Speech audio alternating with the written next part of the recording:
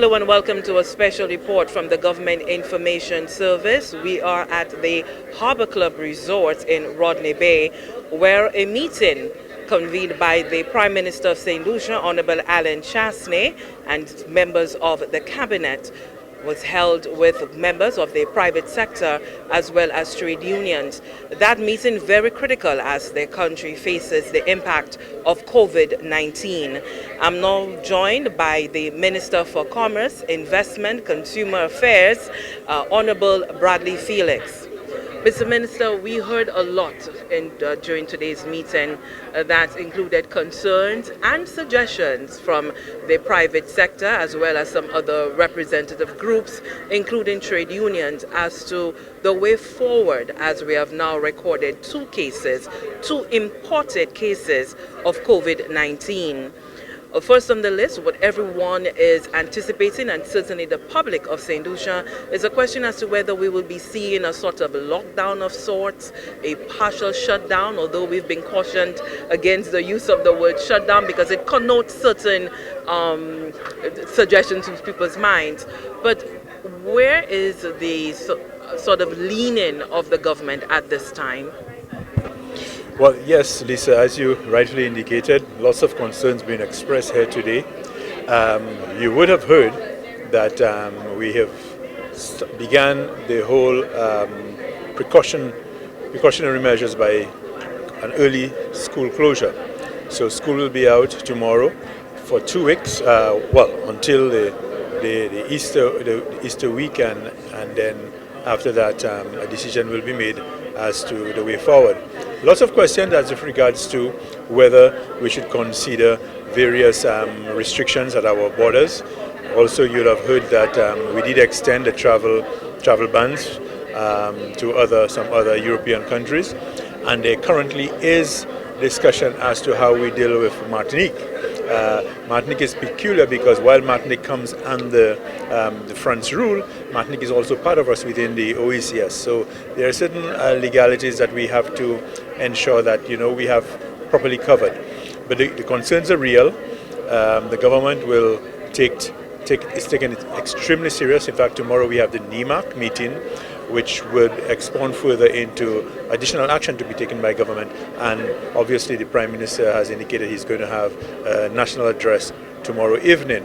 So lots will be happening tomorrow. Cabinet will be meeting, and I can assure you specifically on the agenda would be taking some of the hard decisions as it relates to the way forward. So I don't want to preempt and say making any decisions, but you would have heard plenty of concerns here today as it relates to business continuity, how employees who are going to be affected will be compensated, how banks are going to address this thing going forward, the trade unions. All sectors were involved. So I think tomorrow evening with the Prime Minister's address, we will have a more comprehensive response as to how the country deals with it at this juncture.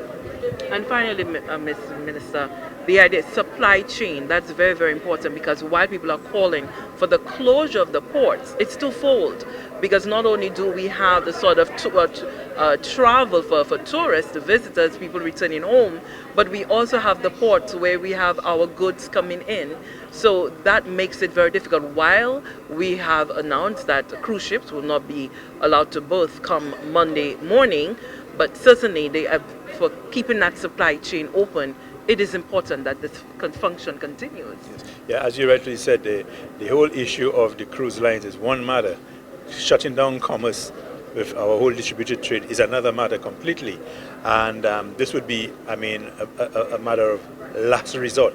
I don't think it is something that, we have begun to consider as it relates to the shutting down of trade, because you can well imagine the consequence. So the whole issue of cargo handling, cargo movement, in terms of maybe how we board ships, for example, is some of the issues that we have to look at in terms of protecting the workers.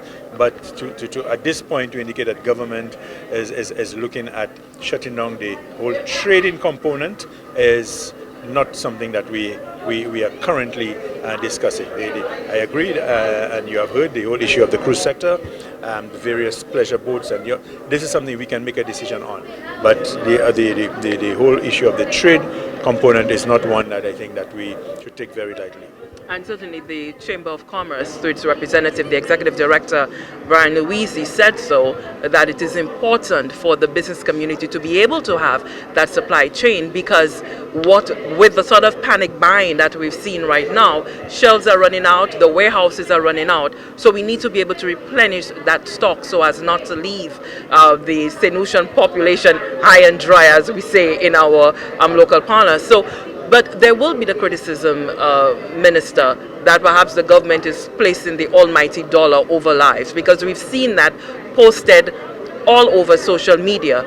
Can you just perhaps break down, if you can, the importance of not cutting off that supply chain, and break it down so that the ordinary man can understand it?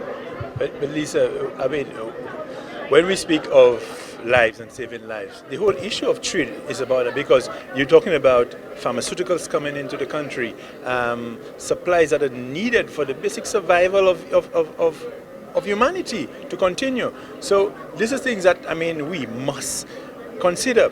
Do our manufacturers have the sort of financial ability to stock raw material for a year, for example? I doubt it. So we must consider all of these things.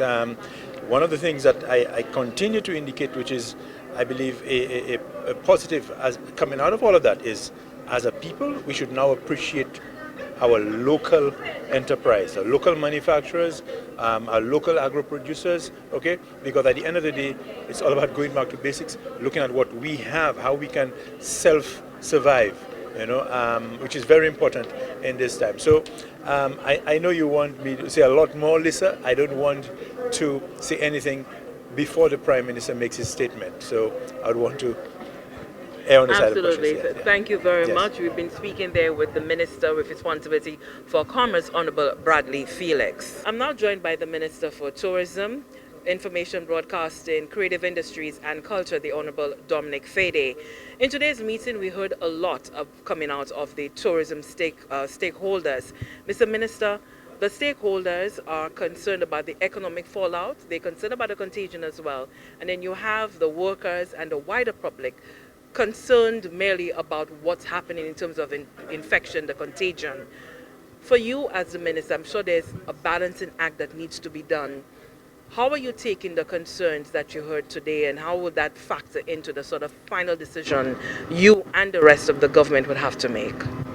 Well, Lisa, I can tell you that I'm very pleased with the response by the tourism community so far. I think that while they are concerned about their businesses and while they're concerned about their numbers, that they're also very much concerned about the health of the St. Lucian people. We all are. And I think that what we're allowing is for the health department to take the lead and for the health of our country to take first precedence before we talk about arrivals and numbers and figures. So I want to leave your viewers with every assurance that the health of the St. Lucian people is of primary importance to the tourism sector.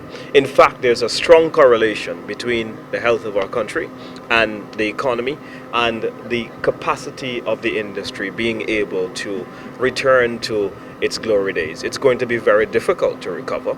This is one of the most difficult periods and complex global challenges that not just tourism, but I think as a country that we're all facing.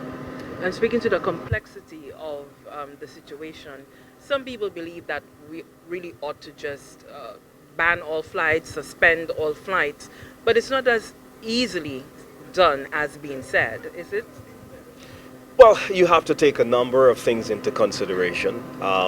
First of all, you have to take the health of your country into consideration to make sure that your people are safeguarded and protected at every step of the way. We have been turning away cruise ships, so we have turned away about 4 to 5 cruise ships this season in the interest of the people. We have just today announced a travel ban on our second most important market, the United Kingdom, which is about 20% of our total business in the stayover segment, and it's pretty significant. And as well, we are looking at the final leg, which would be the number one market, the United States. But in all of this, we also have to think of the jobs of our country. We have to think of people's loan payments.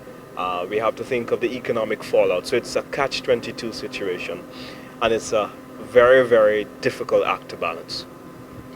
I know that, as you mentioned there, the loans, mortgages, and so forth that workers and businesses need to meet. There's a lot of talk about what it is, some of the buffering that can happen. Can you give us some insight into what some of those considerations may be in terms to buffer some of what's happening with the businesses? Well, the Minister of Finance and Prime Minister has been very proactive in ensuring that we come up with likely scenarios. So the first thing we did, we formed an economic committee, and we said, let's look at what the fallout in the economy is going to be because of the negative returns that we're expecting from tourism. So we crunched some scenarios, and we looked at the economic indicators of the country, including the debt to GDP ratio and the drying up of revenues and the balances overall and primary balances of our country. And, you know, it did make for very, very bleak reading. And then as well, we looked at some scenarios in terms of what we can do to help businesses, in terms of helping them to stay and to keep their doors open for as long as possible, and to avoid them laying off employees for as long as possible. We are very close to unveiling a very specific stimulus package to the business community. We've been dialoguing with the chamber, we've had dialogue with the hotel community as well, to look at some of those specific things that we can do. A lot of it would be centered around tax concessions. We will also have to look at unemployment benefits to, you know, people who could be laid off from their work.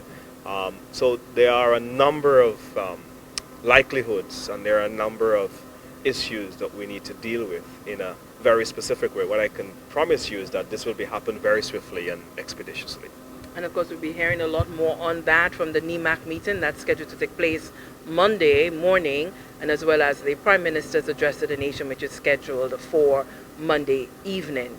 So I want to thank you very much, Minister Dominic Fede there, the Minister for Tourism, Information Broadcasting, Culture and Creative Industries.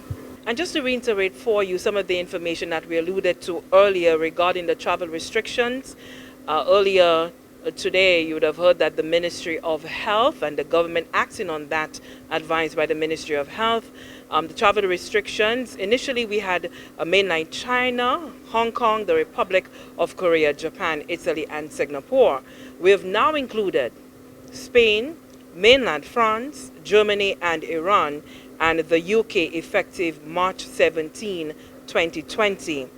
And with regards to Martinique, the authorities here are working with the authorities in Martinique in defining the terms of commute between the borders.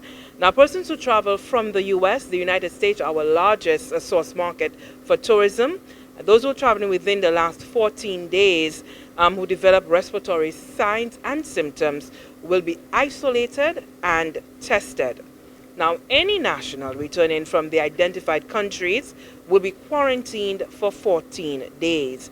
And effective Monday, cruise ships will not be allowed to berth at the ports here in Castries, St. Lucia. That brings us to the end of our special reporting from Harbor Club in Rodney Bay. I am Lisa Joseph on behalf of the entire team of the Government Information Service.